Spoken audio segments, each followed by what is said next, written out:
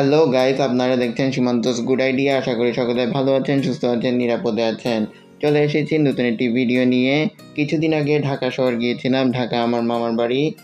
মামা আমাদেরকে কিছু জায়গায় ঘুরতে নিয়ে গিয়েছিল। তার মধ্যে একটা জায়গা হলো পানাম সিটি। পানাম সিটিতে ঘুরতে নিয়ে গেছিল। এটি হলো নারায়ণগঞ্জ জেলার সোনারগাঁয়ে অবস্থিত। এই পানাম সিটি সম্পর্কে আজকে আপনাদেরকে জানাবো। পানাম সিটিটা কি তা দেখাবো। তো চলুন শুরু করা যাক আজকের ভিডিও। পানাম সিটিতে ঢুকতে জনপ্রতি 20 টাকা টিকিট লাগবে এবং রবিবার দিন বন্ধ থাকে।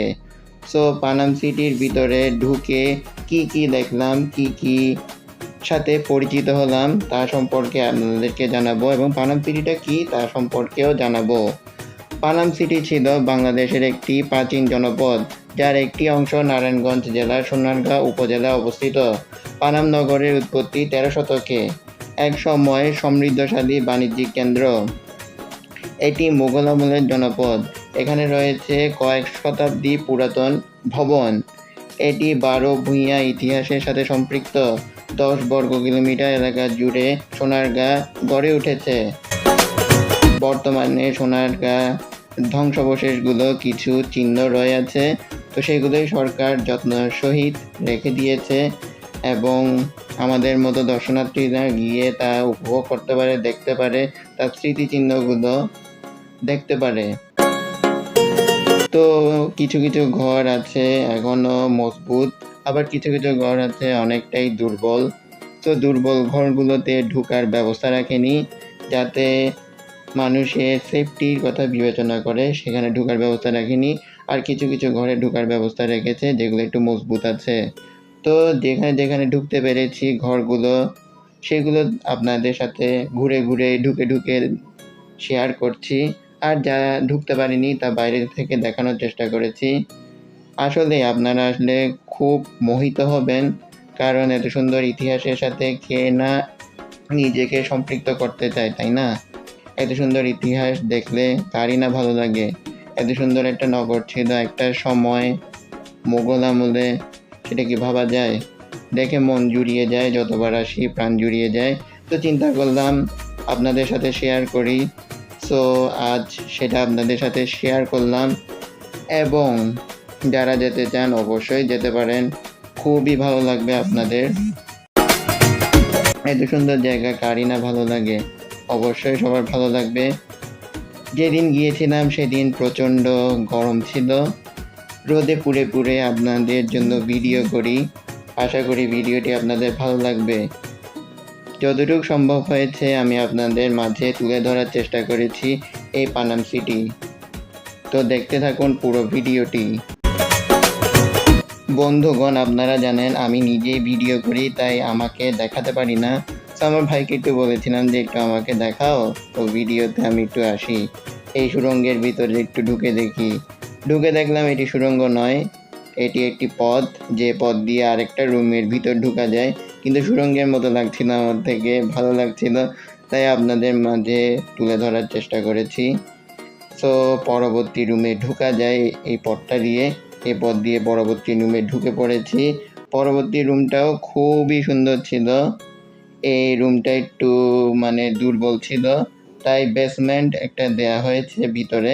এই বেসমেন্টটা দিয়ে রুমটাকে স্টেবল করে রাখা হয়েছে। তো এরকম সবগুলোতে চাইলে দিতে পারতো, কিন্তু দেয়নি। বেশিরভাগ রুমেই ঢোকা নিষেধ করে দিয়েছে। সো এটাতে ঢুকতে পেরেছি, ঢুকে দেখালাম। আর বাকিগুলো বাইরে থেকে ভিতরে থেকে যতটুকু সম্ভব হয়েছে, যেভাবে সম্ভব হয়েছে দেখানোর চেষ্টা করেছি। আশা করি এই সিটিটা আপনাদের খুব ভালো লাগবে।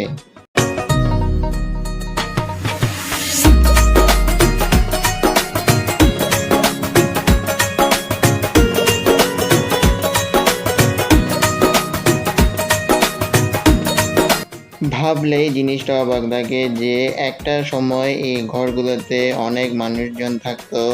একটা নগর ছিল, নগরে মানুষজনের যাতায়াত ছিল, অনেক বিজনেস ব্যবসা বাণিজ্য এই নগরকে কেন্দ্র করে গড়ে উঠেছিল। ভাবলেই অবাক লাগে। তো এই পুরানো নিদর্শন থেকে আমার খুবই ভালো লাগে। সব সময় আসার চেষ্টা করি, যতবারই সুযোগ পাই ঢাকায় গেলে আসার চেষ্টা করি। সো এবারে আপনাদের সাথে তুলে ধরেছি, যা আছে যেভাবে আছে যতটুকু পেরেছি তুলে ধরার চেষ্টা করেছি। আপনাদের আশা করি ভালো লাগছে, ভালো লাগবে, ভালো লাগতে বাধ্য, কারণ এরকম একটা শহর দেখতে কারই না ভালো লাগে, যেটা এক সময় অনেক জনবহুল ছিল, মানুষজনের আনাগোনা ছিল, ব্যবসা বাণিজ্যের জন্য এই শহর গড়ে উঠেছিল।